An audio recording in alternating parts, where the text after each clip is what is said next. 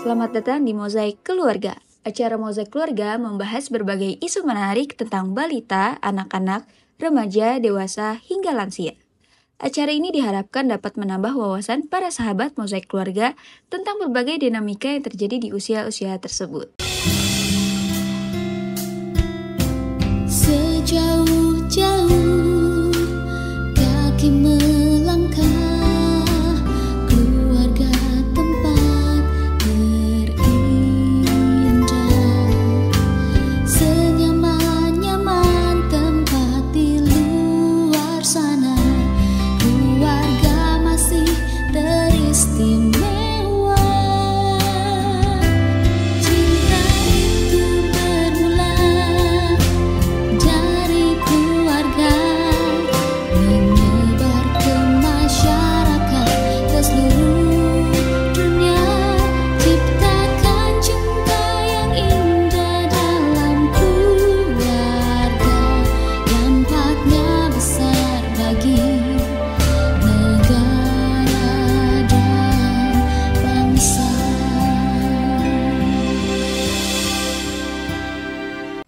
Salam kenal, nama saya Stella Anjani. Saya berjumpa lagi dengan Anda semua di acara Mozaik Keluarga, acara yang membahas tentang keluarga dari usia anak hingga dewasa dan lansia. Nah, di kesempatan kali ini saya akan membahas sebuah cerita yang datang dari salah satu penonton kita yang namanya disamarkan. Ada seorang perempuan yang mengirimkan ceritanya ke kita, yang di kesempatan kali ini akan kita bahas lebih lanjut. Tapi sebelum itu saya ingin mengingatkan bahwa Anda juga dapat mengirimkan cerita Anda untuk dibahas di acara kita. Tentu tidak perlu khawatir karena semua identitas, nama, dan lain-lainnya kita rahasiakan supaya teman-teman semua, pemirsa sekalian, dapat lebih fokus ke pesannya daripada ke identitasnya nih. Nah, di kesempatan ini, tadi seorang perempuan yang mengirimkan cerita ke kami, itu adalah seorang perempuan yang telah meninggal oleh suaminya. Namun situasinya itu memiliki anak-anak yang masih kecil. Usia anak terbesarnya itu SMP dan yang paling kecil itu kelas 2 SD. Di situasi tersebut biasanya perempuan itu akan mengalami berbagai tekanan dari sosial maupun dari keluarganya sendiri, dari anaknya, dari berbagai pihak di sekitarnya. Nah, saya di sini akan membahas kisah tersebut tapi tidak sendirian, melainkan bersama dengan rekan saya, Mia Syaneta. Halo Stella. Halo Della. Halo. Ini narasumber kita kali ini ya. Dan kita juga menghadirkan narasumber, Ibu Della, yang akan berbagi ya rekan Syaneta. Tadi saya sudah menyampaikan ada satu cerita tentang perempuan yang meninggal oleh suaminya dan berjuang membesarkan anak seorang diri. Selain itu juga rekan Syaneta punya cerita serupa nih. Iya. Jadi kalau yang tadi yang barusan Stella singgung adalah ibu muda dengan anak SMP dan anak kelas 2 SD gitu. Nah, tiba-tiba suaminya meninggal, sementara dia itu hanya ibu rumah tangga gitu loh, Della. Jadi lalu di situ kan jadi kisruh, stres gimana. Lalu dia mulai mencoba untuk bekerja. Nah, tapi kan keluarganya dari pihak suami maupun ini kan masih semuanya kayaknya masih pasang mata semua nih, khawatir gini. Dan itu malah membuat dia jadi makin stres. Karena dia ngerasa juga ragu-ragu cukup nggak nih buat menghidupi anak-anaknya gitu. Nah, sementara yang temennya atau keluarganya tuh justru mendorong dia untuk segera menikah lagi. Anakmu masih kecil. Nah, dia kan juga baru meninggal dan hubungannya itu baik-baik saja. Itu berkesan banget dengan suaminya itu. Itu yang satu cerita dia lah. Lalu ada lagi yang kebetulan masuk. Ini kisah dari seorang yang anak lebih muda, punya anak usia 7 tahun.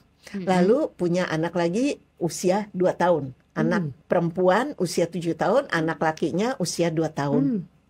Lalu Si anak perempuan ini tiba-tiba ditinggal ayahnya, meninggal juga karena satu penyakit. Lalu dia itu berubah total, jadi ceria, segala itu tiba-tiba jadi bermasalah begitu. Lalu si adiknya yang kecil kan belum tahu apa-apa ya, mungkin 2 tahun. Itu juga ya lagi dalam pertumbuhan gitu kan, masih lagi banyak geraknya. Sehingga si ibunya ini juga agak kerepotan. Lalu si ibu ini sih kerja, tapi kan tiba-tiba ditinggal dengan tadi yang standar sudah cukup tinggi ya untuk sekolah anak dan sebagainya. Tiba-tiba dia semua itu tidak mencukupi gitu. Nah, tapi di balik itu sebetulnya si ibu ini punya trauma dengan suaminya. Agak berbeda dengan yang tadi. Punya trauma yang membuat dia itu jadi ya sudah dia harus bisa sendiri, dia nggak mau deh nanti memikirkan menikah gitu. Nah, kembali teman-teman dan keluarganya, anakmu masih kecil, kamu masih muda gitu kan, kamu jangan sok-sokan apa. Sementara dia itu masih betul-betul takut. Waktu suaminya belum meninggal pun sebetulnya mereka itu sudah tidak harmonis gitu. Jadi ada trauma. Tapi mereka ini kan tetap harus melanjutkan hidupnya. Banyak orang-orang yang menasehati kan Stella dan Della. Nasihatnya macam-macam. Tapi mereka tuh merasa, 2 orang ibu ini merasa, ya kalian nggak ngalamin. Apa yang kalian omongin itu mungkin benar, tapi nggak cocok buat aku. Jadi intinya lebih sebetulnya bukan nggak cocok ya kalau menurut saya, tapi lebih karena denial dulu, menolak dulu gitu.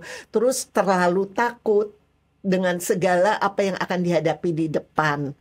Nah, kali ini Stella kan kita sudah menghadirkan Ibu Della Pradipta. Iya. Ini ibu yang luar biasa loh, yang mesti ibu yang pelaku sejarah yang mirip ya. Jadi Ibu Della ini seorang ibu tangguh, malahan 4 anaknya. Benar nggak Della? Ya, Yang 4 diurus anaknya sendiri ya. diurus dan ditinggal suami justru saat anak-anak belum mentas ya. Belum mentas ya. Nah, sahabat Mosaik Keluarga, kita dengarkan ya sharing dari Ibu Della, khususnya ibu tadi yang 2 orang ibu yang mengirimkan sekarang ini kan itu bukan cuma sekedar nasihat, cerita, tapi justru dari pelaku sejarah ya. Silakan. Mungkin saya ingin nanya dulu Della, Bu Della, boleh diceritakan, Della aja nggak apa-apa. panggil Della aja ya. Enak, lebih Biasanya enak. juga manggil Della ya. Della, bisa diceritakan waktu itu kan punya 4 anak ya, lalu tiba-tiba suami meninggal itu dalam kondisi anak sedang usia berapa, kan belum ada yang mentas itu. Boleh Benar. tolong diceritakan, dan apakah Della waktu itu bekerja, dan kira-kira masalah apa sih yang pertama, yang hal-hal apa yang Della rasakan saat tiba-tiba belahan jiwa itu pergi meninggalkan selamanya. Silakan. Iya, terima kasih. Jadi kalau saya kembali dulu ya, kira-kira 12 tahun lalu, anak-anak pada waktu itu, jadi gini, Mas itu sahabat hati saya. Jadi dulu kami berdua di UI, kami dulu sama-sama teman kuliah, kami ngobrol 7 tahun pacaran tanpa apa namanya putus balik nggak ada. Lalu kami menikah 25 tahun, dia perginya pun mendadak ya, jadi serangan jantung yang tadinya masih telepon nggak apa-apa gitu, terus tiba-tiba hilang gitu ya. Jadi saya kaget sekali, saya luar biasa kaget sekali. Pada waktu itu anak saya nomor 1 itu frater yang sedang skripsi. Jadi di STF Driarkara, jadi untuk strata 1-nya. Yang kedua itu di sastra UI, itu juga sedang skripsi juga. Nah, 4 tahun adiknya nomor 3 nomor 4 itu beda 4 tahun. Itu yang nomor 3 itu kuliah semester 3 di FEUI, lalu si bungsu SMA kelas 1. Kelas 3. SMA kelas 3. Jadi sudah mau ujian. Pada waktu itu saya memang kaget sekali, shock betul, luar biasa. Dan Mas itu meninggal di pelukan saya. Saya kaget sekali, nggak menyangka. Jadi apa namanya? Di rumah ya berarti. di kamar mandi. Oh. Jadi Mas bilang itu seumur-umur nggak pernah ngomong gitu, dek saya tungguin ya di kamar mau masuk kamar mandi. Saya udah mulai curiga, loh ada apa gitu. Padahal nggak ada apa-apa, pagi siang tuh juga masih menyapa orang, masih ini ya. Nah lalu setelah itu saya curiga ada apa gitu. Terus pintu kamar mandi memang nggak dikunci, saya masuk, dia udah Di lantai. kayak Mulai. mulai ini lemas gitu ya. Saya peluk itu udah berat gitu ya. Terus udah pokoknya dia udah nggak ada ya. Jadi kebetulan kami sahabat kami depan tuh dia tenaga medis, dia bilang, Bu, ini bapak udah nggak ada, kata. Kaget saya, masa sih gitu ya? Soalnya belum lama ngobrol gitu kan, jadi betul-betul kaget. Pada waktu itu saya bilang gini, Mas tega ninggalin saya gitu ya. Saya mesti gimana gitu. Jadi saya bisa paham ya dengan dua kasus Situasi. ibu-ibu sahabat tadi, saya bisa memahami. Bingung, lalu juga pada waktu itu sadis bener sih, tega bener ninggalin saya. ada Anak saya amarah ya. 4 nih gitu Iya, kan. Dan gimana saya nanti saya gimana gitu. Pada waktu itu lucu juga nih. Jadi saya biasa bekerja dari kuliah pun saya udah bekerja. Lalu pada waktu itu ada keinginan saya lama ya bekerja ya. Jadi wartawan itu 8 tahun, lalu jadi konsultan komunikasi, lalu jadi public relation ya, cukup lama. Dan lalu waktu itu kok ada keinginan saya pengen jadi emak-emak, jadi pengen ibu-ibu yang Di rumah di aja. rumah tuh ada tukang sayur lewat tuh ya, saya saya Belanja. beli gitu, saya kepengen gitu.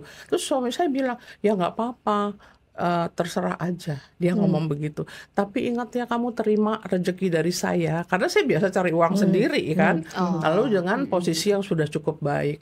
Terus pada waktu itu, iya nggak apa-apa gitu ya. Karena saya berpikir gini, anak ini kan growing up. Kalau pada saat saya sudah bosan bekerja, anak ini udah terlanjur besar, dia nggak bisa dikecilin lagi gitu kan. Udah biarin saya bisa menikmati anak saya. Pada waktu saya bekerja itu, anak-anak saya itu SMP dia, SMP. Jadi yang kecil pasti bayangin bisa lebih kecil lagi ya. Nah, jadi pada waktu dia masuk, nah anak saya itu 4, yang nomor 1 laki-laki, 3 itu perempuan. Pada waktu dia masuk seminari, banyak sebagian orang bilang, kamu ikhlas anak mau masuk seminari, laki-laki satu-satunya gitu kan. Terus saya bilang, loh kenapa? Asal dia pilih dengan bertanggung jawab, dan itu pilihnya dia, semua anak saya merdeka, asal dia bertanggung jawab begitu ya. Terus ya singkat kata, dia menjalani kehidupan seminarinya, dan pada waktu bapaknya tidak ada itu, mendadak dia masih ada di asrama gitu ya. Lalu anak saya yang nomor 2 itu dia Lagi skripsi. semua di kos ya, yang nomor 2 iya, kos. Jadi nggak ada di di rumah UI ya. kan dia, jadi di Depok lah ya. Iya. Mereka. Jadi nomor 2, nomor 3 itu satu kamar, satu kos. Si bungsu ada di tempat neneknya gitu ya. Jadi saya sendirian waktu itu. Oh no, sorry. Saya ingat waktu itu anak saya nomor 3 itu baru aja mau selesai liburan semester. Jadi dia bilang sama ayahnya, ayah saya lusa pulang ya, balik ke kos, karena saya mesti siapin dulu segala sesuatunya untuk kembali kuliah. Oke gitu.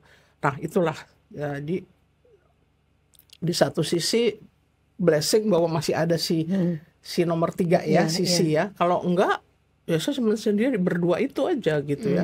Nah, cuman otak saya tuh langsung ya, mungkin kan orang kebiasaan kerja gitu kali ya. Udah sih ini, kasih tahu ini langsung begitu ya.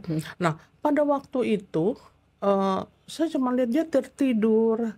Sahabat hati saya yang tempat saya berkeluh kesah apapun, saya boleh berbebas merdeka bicara dengan dia, udah nggak bisa lagi kan, kan gitu. Jadi di situ saya coba bisikin ya, sudah Mas, saya ikhlas. Saya berani loh ngomong gitu. Saya ikhlas kalau Mas mau pulang. Kalau Tuhan panggil. Tapi tolong kuatkan saya. Jangan jauh-jauh.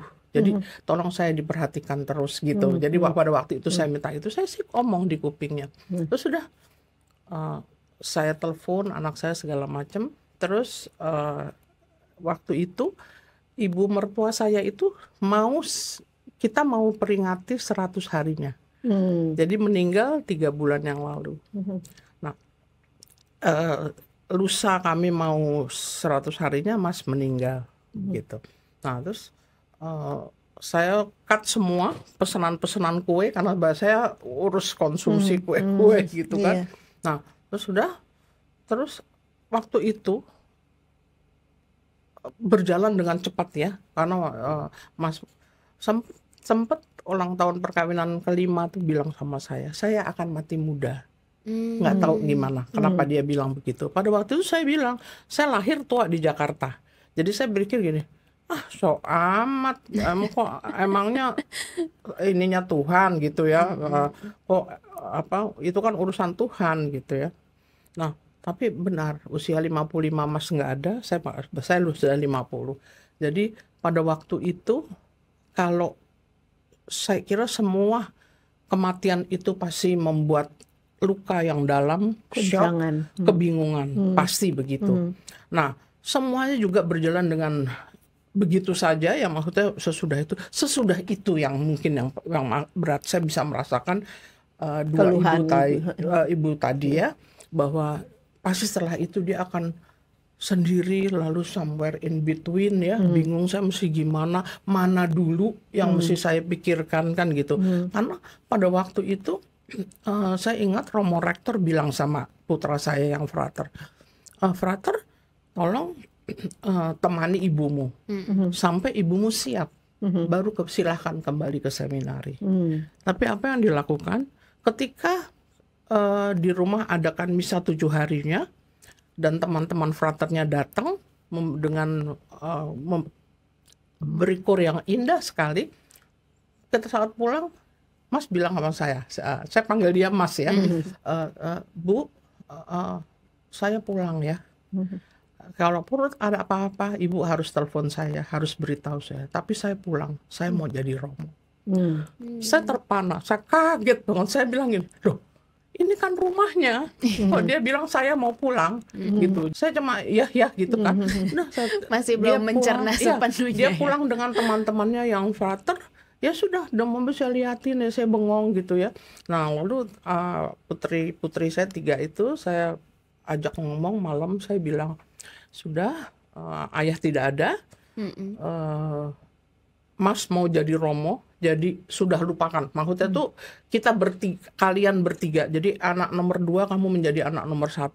Kamu jadi contoh untuk adik-adik, begitu. Saya beruntung bahwa anak saya sudah cukup dewasa, jadi saya bisa empati kepada ibu-ibu bahwa tadi anaknya masih kecil-kecil, tapi anak kita itu luar biasa. Itu harus dipercaya. Kalau kita bicara, kita ngomong dari hati ke hati, dan kita harus anggap dia sebagai sahabat hati.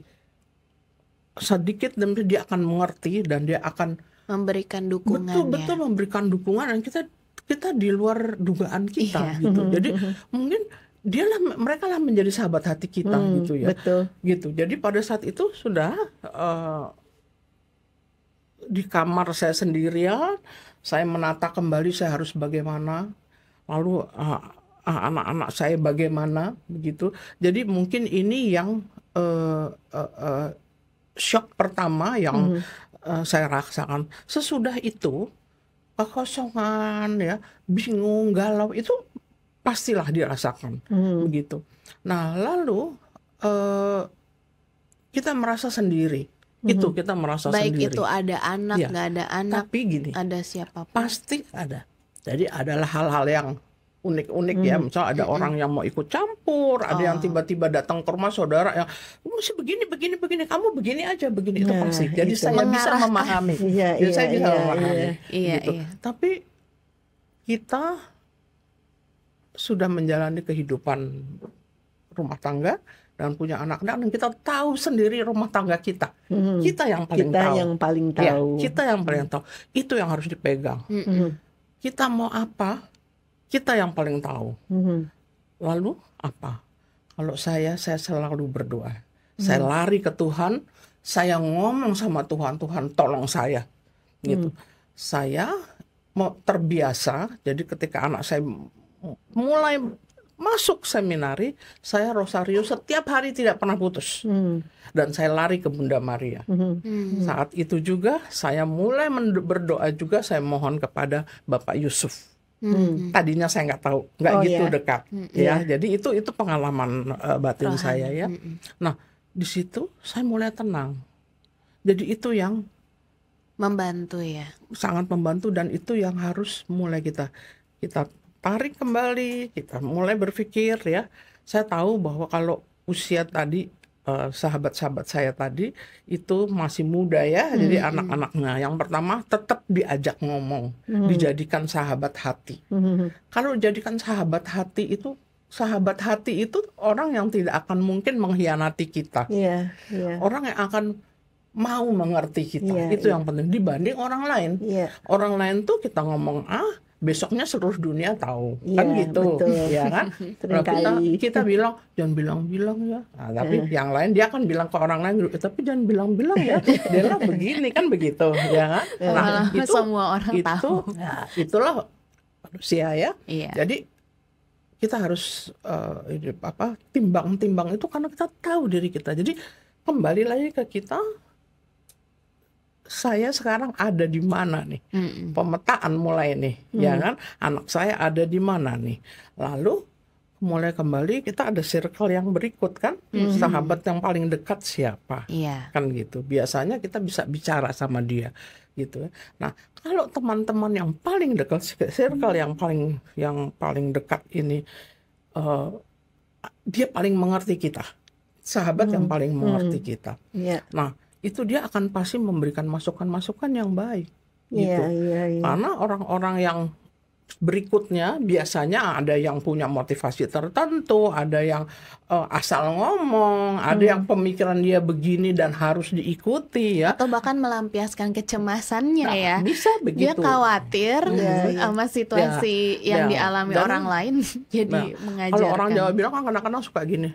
Jangan tiwas-tiwas, nanti begini. Padahal belum tentu, ya kan? Sebentar, Dela, saya ingin tahu ya, dari mulai shock ya pertama gitu, sampai tadi kan ada 7 hari itu pasti masih suasana yang gitu. Sampai berapa lama kira-kira akhirnya Dela bisa ngambil, aku yang paling tahu nih keluargaku. Bisa sampai di titik itu, kira-kira berapa lama?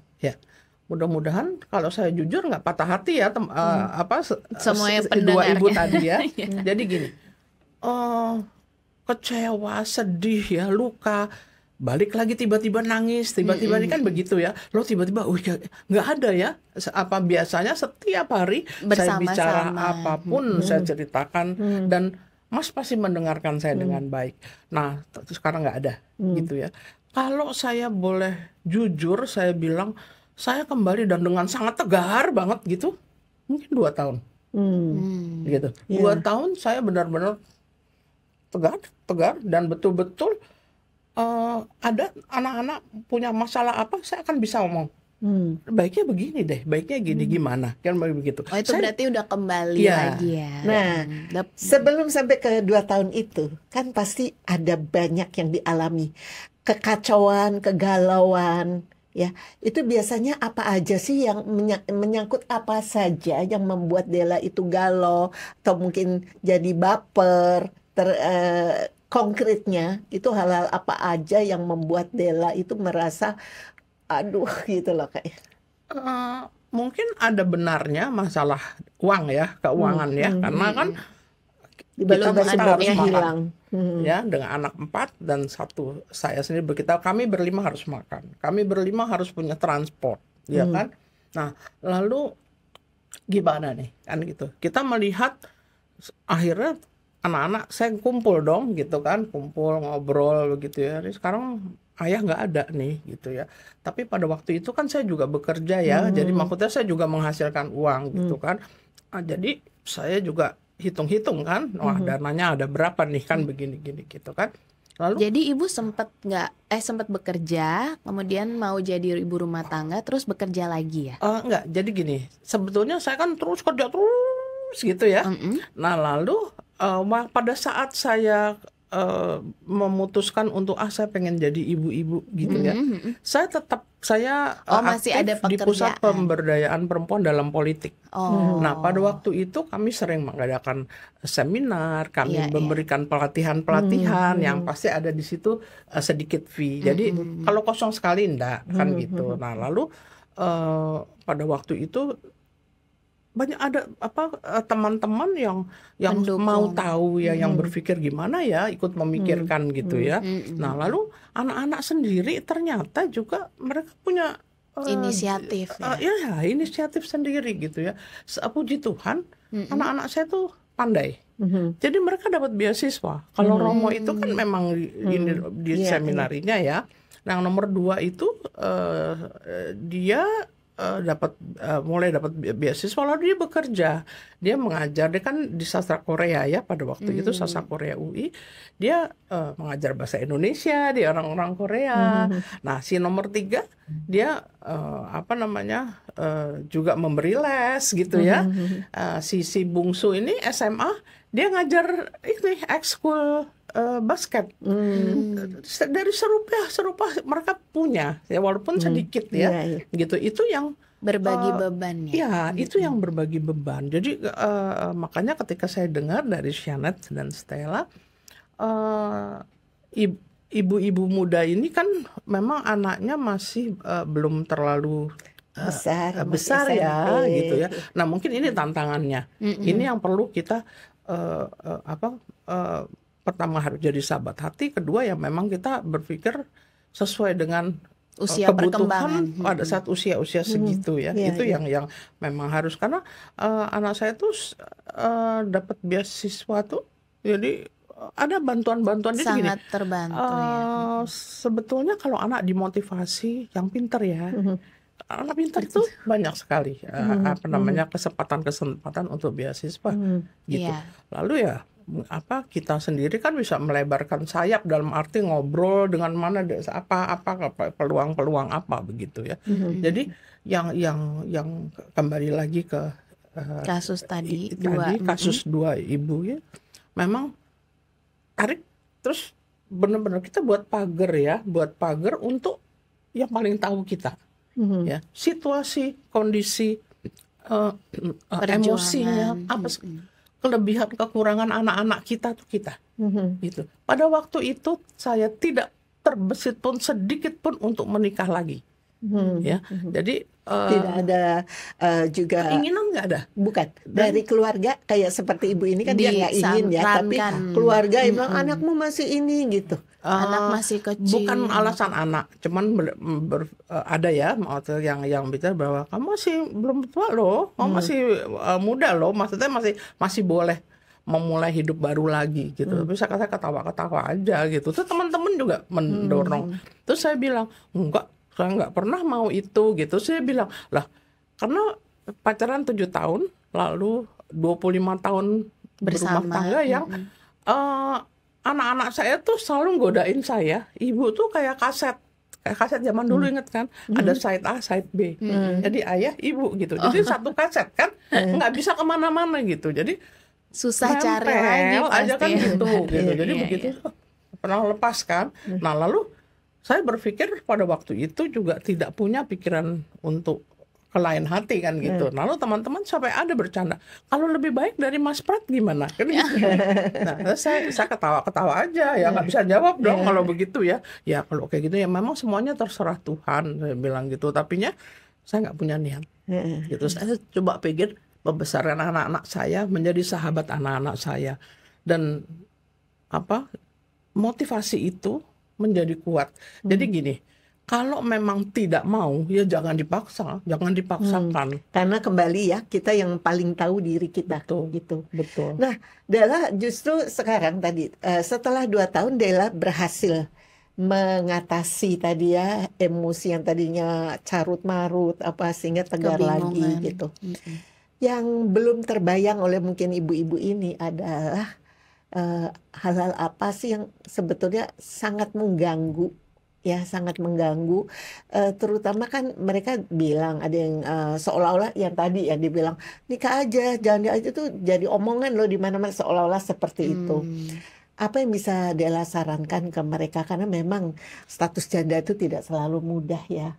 Jadi Dan di lebih berat pergaulan lebih berat. menghadapi itu tekanan sosialnya ya. Sebetulnya kalau saya boleh katakan bukan mungkin berat, memang berat begitu.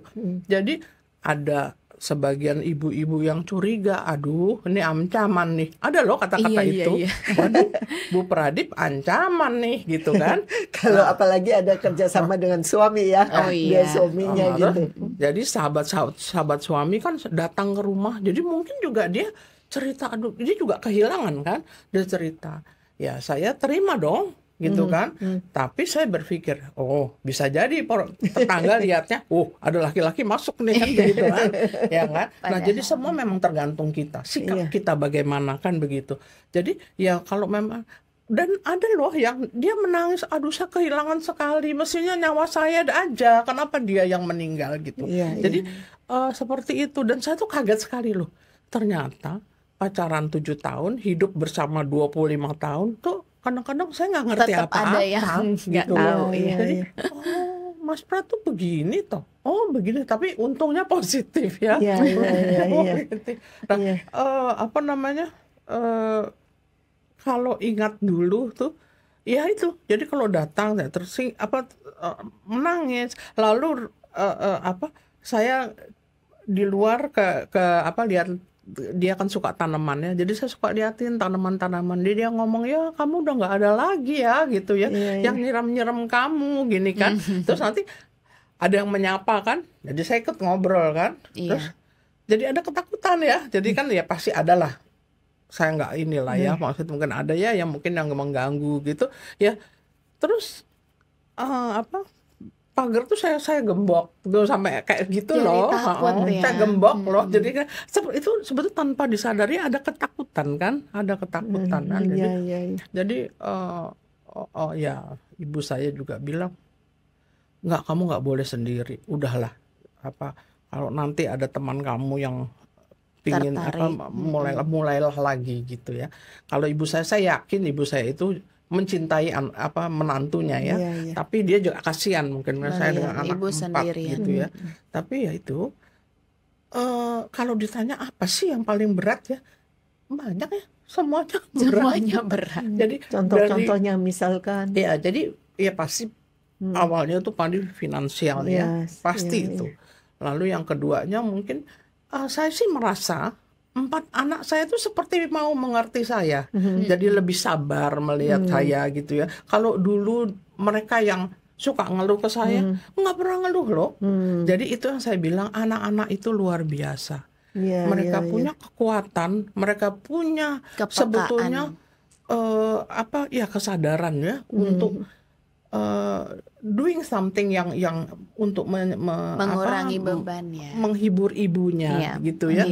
Jadi bagaimana dia, kami tuh semua anak senang berpuisi, senang menulis, senang. Pada saat saya ulang tahun, dia buat saya tulisan yang bagus, dia bikinin saya video dari cuplikan-cuplikannya, itu indah sekali, yang luar biasa ya. Terus apa namanya, jadi sedikit demi sedikit saya ronce ya, satu dan yakin bahwa kematian itu nggak ada yang mau, benar nggak? Itu Tuhan, itu Tuhan sudah terima itu. Jadi jangan denial, jangan no. Ada kata yang bagus, kematian itu tidak, siapapun tidak tahu, tapi semua akan mengalami. Jadi jangan diingkari, jangan denial gitu ya. Betul. Jangan terima disalahkan, karena itu maunya Tuhan pasti gitu. Tapi tadi juga ada yang disebutkan Della tadi. Kalau saya ngelihat tadi sumber kekuatan Della antara lain adalah justru jangan komplain ke Tuhan, justru larinya justru semakin memperbanyak doa, semakin mendekatkan diri. Betul ya, seperti itu ya. Itu betul. Jadi saya pengen nangis kalau ingat itu. Karena apa? Semua kegalauan, kesulitan, omong sama Tuhan. Ngomong, nggak apa-apa. Seperti orang bicara, Tuhan, saya bingung, saya ngomong gitu.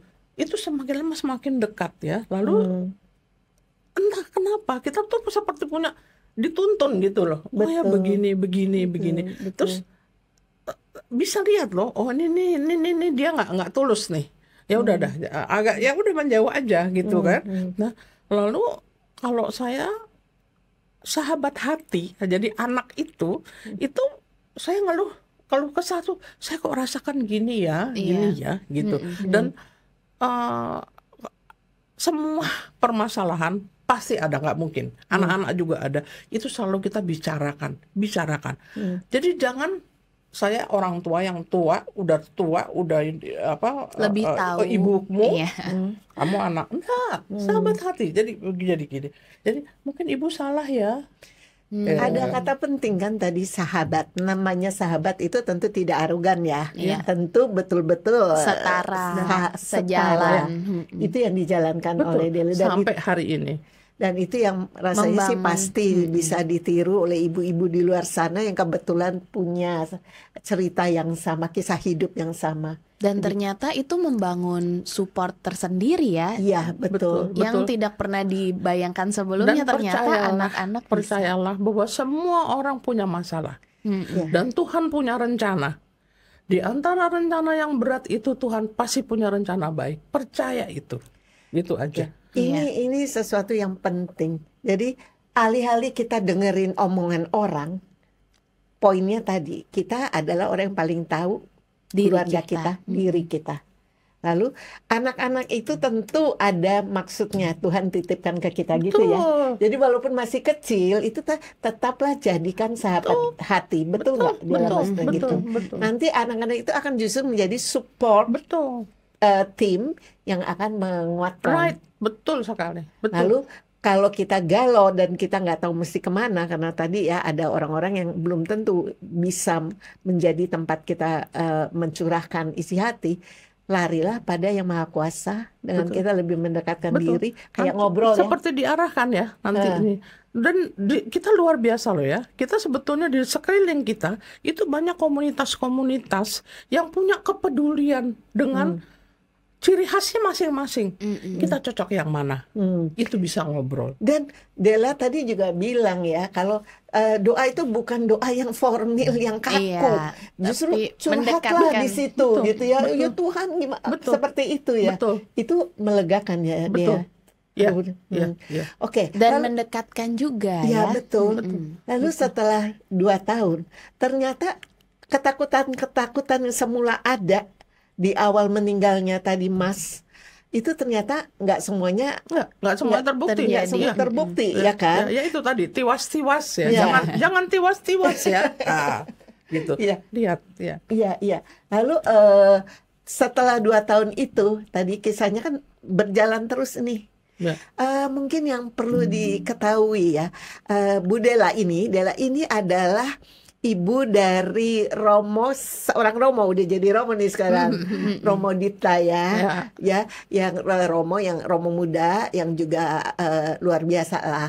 Lalu juga anak-anaknya yang 3 perempuan ini, nah boleh diceritakan sedikit sesudah 2 tahun ada perjuangan yang berlanjut gitu. Lalu apa yang dilakukan setelah 2 tahun ini? Ya, jadi gini, pada saat mereka dua ya, jadi si Mas Frater waktu itu sedang menyiapkan skripsi, yang nomor 2 juga skripsi UI ya. Mereka sama karena pertama beda umur sedikit, lalu yang kedua kalau masuk seminari itu kan SMA 3 tahun dia jadi 4 tahun ya kan gitu. Jadi ada persiapan gitu kan. Oke. Lalu anak saya itu anak nomor 2 itu saya merasakan ya, saya belum pernah tanya ya, tapi merasakan waktu saya bilang bahwa Mbak, kamu sekarang jadi anak saya nomor 1 ya, karena Mas mau jadi Romo, kita biarin Mas mempersiapkan diri menuju panggilannya, saya bilang gitu. Terus dia seperti begitu, jadi dia mimpin adik-adiknya, dia memberi contoh yang baik gitu ya. Jadi pada waktu itu seingat saya dia lulus dengan baik, dengan sangat bagus. Lalu dia cari beasiswa, dia dapat beasiswa S2 di Korea dengan beasiswa yang bagus, dan dia eh, hidup betul-betul apa namanya dia hemat, dia atur keuangan. Jadi adik-adiknya melihat contoh kakaknya si apa namanya, lalu mereka semua si 3 anak cewek ini, anak perempuan ini punya sampingan-sampingan kan gitu ya. Jadi mereka punya uang, lalu ngatur sedikit-sedikit dengan kebutuhan segala macam. Pada waktu itu saya ingat ya, saya nggak terlalu berat kok pada waktu itu. Saya nggak tahu ya, entah ya pastilah ada berat-beratnya pastilah, tapi semua apa ya, karena semuanya tuh berusaha ya. Saya melihat mereka itu nggak jadi masalah dalam arti males lah apa terus Pasif. Menuntut gitu ya ya. kan, menuntut enggak, dia nggak, mereka nggak nuntut. Itu yang saya bersyukur, saya sungguh bersyukur. Jadi kalau dibilangin waktu itu ya, Shanet telepon ya, minta kan untuk bisa gitu, karena anak-anaknya hebat loh. Terus saya bilang, jadi kamu kan hebat gitu kan, karena punya anak-anak hebat. Anak-anak saya yang hebat. Saya mendoakan. Jadi mereka itu sudah punya apa namanya istilahnya, modalitas. saya terima kasih sekali sama mereka. Mereka luar biasa sampai detik ini. Nah, itu sebetulnya kalau dibilang ya, itu juga ada peran Della di dalamnya. Jadi sebetulnya kuncinya dari tadi ceritanya, kalau saya lihat anak itu dijadikan sahabat hati. Iya. Itu bagian yang sangat penting yang membuat mereka itu jadi satu frekuensi ya. Jadi itu yang membentuk mereka, karena sahabat hati itu kan mereka dianggap setara, diberikan kasih sayang, perhatian, dikasih pengertian, dan mereka masih membalas dengan hal yang sama. Itu yang saya tangkap. Mungkin itu. Jadi gini, semua rahasia saya dan anak-anak. Di luar itu tidak ada. Jadi saya ngomong dengan teman, dengan apa, anak-anak tahu bahwa kita punya rahasia sendiri, kita punya permasalahan sendiri yang kita akan bicarakan, kita selesaikan sendiri. Jadi ibu itu punya teman, punya sahabat, punya relasi gitu. Tapi kualitas terdalam, tapi terdalam ada di dalam keluarga. Gitu. Jadi kalau mozaik keluarga itu harus dipertahankan. Amin. Karena harus para orang tua menyadari anak itu harus dijadikan sahabat hati, tidak di atas sama bawah. Sama. Gitu. Jadi dan bisa mereka saling akan bersama-sama mendukung, berpikir, sama-sama paling tahu kok keadaan keluarga situasi kan? di dalam. Gitu. Dan itu karena ibunya membuka diri juga.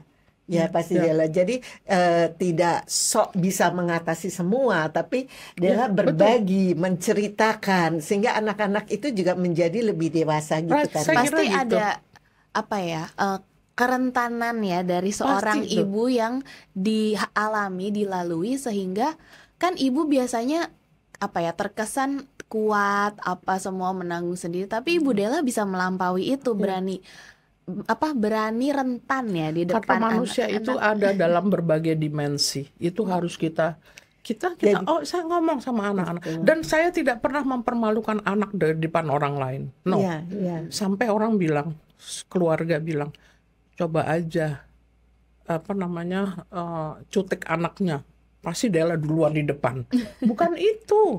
Saya itu, anak saya memang pasti juga punya kekurangan, tapi bicarakan dengan baik, saya akan perbaiki. Gitu. Tapi bukan iya tuh dia begini. No, jangan. Gitu. Jadi saya tidak pernah mempermalukan anak depan orang lain. Misalnya janji pulang jam 9, jam 11 pulang. Datang ketok-ketok nih.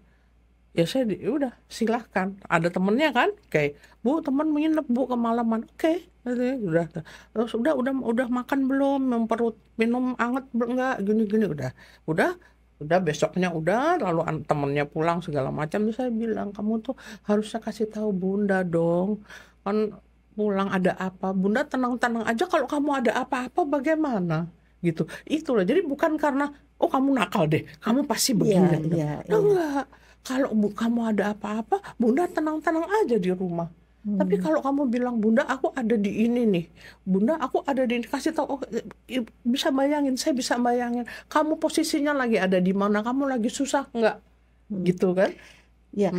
Nah, Della, satu hal lagi yang kelihatan nih dari Della, bahwa ya masalah pasti ada, guncingan orang ada, kadang-kadang pikiran negatif orang itu ada. Tapi intinya kalau saya tangkap tadi nggak usah dipusingin karena itu biarin aja gitu kan. Karena itu nggak bisa dihindari juga, betul nggak? Betul. Jadi Itulah jangan hidup. terbawa Ya, gitu kan. Itulah hidup. Nah, Ya. fokus ya. Jadi saya rasa kalau memang kita nggak pedulikan gunjingan orang, kita tahu sendiri apa yang kita mau gitu. Ya, jadi termasuk juga kalau mau menikah atau enggak itu juga keputusan kita gitu. Ya. Nah, saya rasa kita akan lebih tenang juga ya. Betul. Yang penting justru keluarga ini tidak tercerai-berai. Betul. Ya pasti dan Della yakini ya bahwa rezeki itu akan datang dari mana aja begitu ya. Betul. Karena Dan- Tuhan memelihara Dan begitu. kita juga lihat ya reaksi anak ya. Ada kan misalnya orang yang dekat dengan saya ada pastilah. Terus kelihatan anak-anak, ibu, oh itu hak ibu, orang ibu udah ayah udah nggak ada kok, ayah meninggal kok, itu Iya. hak ibu. Tapi ada satu lagi, enggak, aku nggak mau gini-gini. Saya bilang, oh mama anak-anak nggak siap. Ya memang harus begitu. Berarti artinya ya memang saya harus tetap kembali gitu. Bisa aja kan dalam perjalanan hidup kita terpikir, oh ya mungkin ini Tuhan kasih Penggantinya. jalan gitu ya untuk ini aja. Karena pasti saya akan menjadi lebih mudah dengan adatnya teman gitu ya, bisa berteman berbagi segala macam. Tapi saya melihat reaksi itu dan itu yang saya Jaga, perasaan anak itu. beratkan ya, kok anak-anak Memprioritaskan prioritas, anak-anak. menjadi prioritas anak-anak tuh jadi prioritas. Saya yang lain oke, nggak masalah gitu kan. Mungkin Tapi kalau benar yang- juga ya Stella dan Della ada omongan dari cukup banyak orang yang dibilang kalau seorang ibu tinggal meninggal suaminya biasanya mikir berkali-kali untuk menikah lagi. Iya, betul. Sedangkan kalau laki-laki katanya nggak begitu. Tapi ya itu kan berpulang pada masing-masing orang. Ada Iya. laki-laki yang juga Tidak memikirkan untuk tidak menikah Tapi gini, kembali. yang dua kasus ini ditinggal pergi ya. Ya. Mm-mm. Saya sempat kepikir dulu pada saat saya belum menjadi janda Iya. itu ada janda itu genit deh gitu ya, butuhkan sesuatu pasti gini. Itu memang saya takut. Aduh, nanti Bagaimana kalau saya nggak penilaian sadar orang. saya menjadi genit gimana kan gitu Iya, kan? iya. Benar. Saya cuma mau kasih tahu sama ibu Iya. dua itu, ndak. Ya kok kita nggak kepikir. Enggak. Jadi kalau yang genit ya memang menggunit aja gitu loh. Bukan karena kejandaan, bukan tapi karena- memang ya. Iya. Nggak. Jadi Jadi- nggak usah khawatir juga Iya. gitu. Be yourself. Intinya kan begitu. Kalau memang betul. aslinya biasa begitu kan juga nggak otomatis dia Betul. karena berubah ada kepribadian Iya. karena Betul, status betul, janda betul. itu. Saya percaya kalau dalam perkawinan itu belum tentu menjadi yang terbaik kok. Iya. Begitu. Jadi ada orang yang saya pengen kawin nggak bisa gitu ya. Belum tentu Tuhan mungkin malah kasih kebahagiaan kamu itu begini. Mm-mm. Kalau kawin kamu kena KDRT gimana? Kan gitu. Sama juga saya punya anak udah 12 tahun nggak bisa punya anak. Tar dulu. Anak kamu Jangan-jangan- narkoba gimana? Itu pikirkan hal yang itu. Jadi selalu ada rencana Tuhan yang bagus. Kayak Kita anak amini saya ya rencana dalam Tuhan. menghadapi 3 anak ya. Nomor 1 Romo dia oke lah. Yang 3 tuh jatuh bangun segala macam pasti dialami. Tapi saya bilang, Mbak, kamu sudah cukup berdoa. Serahin, pasrah sama Tuhan, berserah sama Tuhan. Saya selalu berdoa, Tuhan saya mencintaimu, saya pasrah. Saya berserah Tuhan, saya membutuhkan Engkau, saya bergantung kepadamu, datang ke dalam hati saya. Itu yang penting.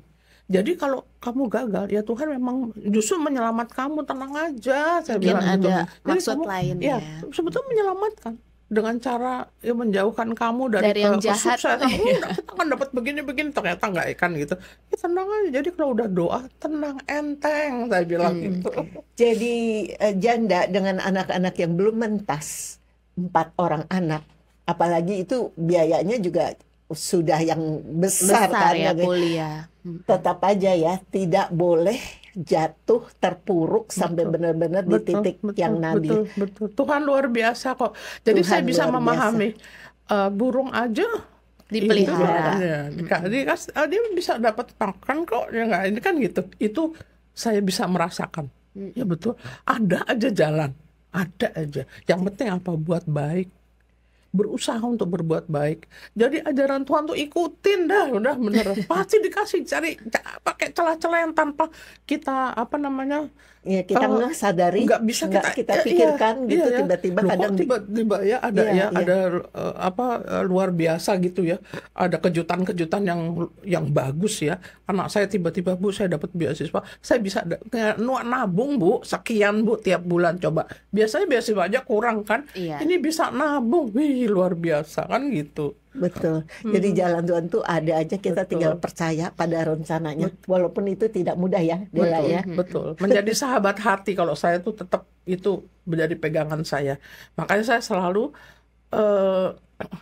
anak orang lain adalah anak saya. Jadi saya menganggap betul begitu. Jadi siapapun saya harus begitu. Susternya ibu saya bilang, kamu tinggal di sini merawat ibu saya. Anggap saya seperti ibumu. Jadi kalau ada apa-apa kamu ngomong sama saya. Karena saya tahu dia kerja jauh-jauh meninggalkan keluarga. Ada apa-apa sendirian bingung. Iya. Ngomong sama saya jadi sahabat hati kamu. Gitu. Itu menjadi apa ya? Kekayaan batin ya. Itu happy. Happy itu tidak ternilai dari uang gitu. Ya, jadi dengan menjadi sahabat hati, apalagi di orang-orang yang di lingkup luar keluarga juga, itu juga sudah akan lebih menenangkan. Iya, Jadi menjadi happy. keterampilan membangun sahabat ya, Iya, membentuk iya. relasi sahabat Iya. hati ini menjadi pesan inspiratif Iya. di Be happy, kesempatan be happy. kali Be ini. happy, nggak Be usah happy. musingin orang Iya. karena kembali Iya. tadi. Kita Kalau yang sedih paling ya sedih, tahu nangis ya. nangis, Iya. kacau, galau. Tapi setelah itu be happy. Kita punya Tuhan kok. Gitu. Ini Luar closing yang biasa. bagus ya. Kalau mau nangis, galau, mau curhat ke Tuhan, curhatlah gitu. Tapi setelahnya ini kita mesti ingat bahwa we deserve Hidup. to be happy. Saya ada itu loh, kegiatan cerita norak gitu. Saya nulis surat ke suami saya. Yang ngeluh macam-macam, saya lipat, saya masukin ke dalam tanah kuburan. Nggak tahu karena masih ada nggak. Udah 12 tahun yang lalu. Cerita macam-macam. Jadi saya berharap beliau mendengar gitu. Lalu beliau doain saya gitu aja, lucu kan. Jadi Dan saya perasaan-perasaan ingat zaman itu. dulu tuh, ya lucu ya gitu. Terus saya tahu nggak, saya datang ke makamnya, saya bacain ini gini. Abis itu saya lihat, saya masukin kan. Ih, coba lucu kan. Iya, Gitu. iya, iya, Tapi iya. itu udah saya Tapi lewatin, dan lega setelah ya. itu lega, enak. Nah. Dan nggak jadi gosip, you know. Iya, Kan? iya. Jadi sebetulnya kembali penilaian orang itu tergantung pada bagaimana kita membawakan Betul, diri. betul. Nggak usah takut digosipin. Kalau memang Paling kita tahu menjaga, kita. ya kalau kita tadi kan dia bilang apapun omongan orang itu akan terhenti. Kita tidak bisa membatasi Mengatur, orang iya. akan menilai apa, Betul. tapi omongan itu akan Betul, terhenti betul. dengan melihat sikap kita. Right, betul. Ya, betul. sikap Dan- kita yang konsisten menjaga Iya, diri, iya. menjaga hati. niat tulus. Ya, Dan ya. juga yang Orang paling akan penting terbuka ya pada segenap perasaan dan dibagikan Betul, membentuk sahabat hati Betul. tadi. Jadi lepas, kalau udah lepas Iya. gitu udah Lega. happy. Lega, enteng, hidup tuh enteng, ada Tuhan kok. Iya. Gitu. Iya, iya, Yang iya. jauh lebih berkuasa, jauh lebih hebat daripada siapapun di dunia ini. Dan satu Menarik yang saya rasa ini contoh yang bagus juga, walaupun punya anak laki-laki satu, ada kerelaan juga untuk memberikan itu sebagai pelayan Tuhan gitu kan. Iya. Jadi nggak mentang-mentang udah nggak ada apa-apamu nih, kamu yang harus No, ambil nggak alih. perlu, Itu iya. tidak dilakukan. Dan itu juga membuat akhirnya sekarang menikmati semua Iya. buah-buahnya ya. Iya. Luar biasa Luar Bella. biasa. Semua anak merdeka untuk memilih jalannya, bertanggung jawab dan buat baik, itu yang Iya. penting. Dan bisa menjadi dukungan untuk Ibu Della itu sendiri. Ya, ini luar biasa. Terima banyak. kasih sekali ya Della atas sharingnya di sini. Saya rasa ini bisa menguatkan ya untuk sahabat-sahabat mosaik keluarga di luar. Ya doakan juga supaya mosaik Terima ini kasih. bisa tetap Juga berlanjut. untuk perempuan-perempuan lain. Iya. Harus kuat, Iya, ayo. iya. Yang mungkin juga lagi mengalami situasi Betul. kebingungan dan mungkin lagi mengalami situasi kehilangan yang sama. Semoga mendapatkan inspirasi dan penguatan dari cerita Bu Della tadi. Betul. Ya. Dan saya juga berterima kasih Della kesediaannya untuk men-share acara-acara kami, mendoakan acara mosaik keluarga. Pasti. Karena ini mozaik tujuan. banget, penting Iya, sekali mozaik iya. keluarga itu Karena penting. semua ini dilakukan juga dengan sepenuh hati Iya. agar kita bisa berbagi bagi mereka yang di luar sana yang mungkin tidak punya waktu atau malu untuk menyampaikan sharing, ceritanya, untuk membuka diri, padahal itu penting banget Betul. kunci yang Iya. ini ya. Jadi di sini toh namanya juga disamarkan. Iya. Ya. Betul, ya. Doain kami juga adalah Amin, amin. Amin. Mudah-mudahan Terima sukses kasih selalu banyak ya, Jadi Bu Della. memberikan inspirasi pada semua keluarga. terima kasih. Ya. Terima kasih. Ya. Baik sahabat Mozaik Keluarga, tidak terasa kita sudah di penghujung acara. Saya ingin mengingatkan kembali seperti tadi yang sudah disampaikan oleh rekan Cianeta, bahwa Anda dapat mengirimkan berbagai cerita atau sharing pengalaman apapun kepada kami untuk diulas dalam episode lainnya. Tentu dengan nama disamarkan, dan jangan lupa untuk mendukung acara ini dengan melakukan klik like, subscribe, dan juga membagikan kisah-kisah yang seperti Ibu Della tadi sudah bagikan kepada sahabat, keluarga, maupun sesama yang sekiranya perlu mendengarkan, yang sekiranya membutuhkan inspirasi dari acara ini. Saya Stella pamit undur diri, dan juga rekan Cianeta dan juga Ibu Della. Sampai kita jumpa lagi di episode selanjutnya Dengan topik berbeda. dengan topik yang berbeda. Kami pamit undur diri. Jangan lupa Jangan lupa membangun bangsa dimulai dari keluarga. Sampai jumpa. Ya.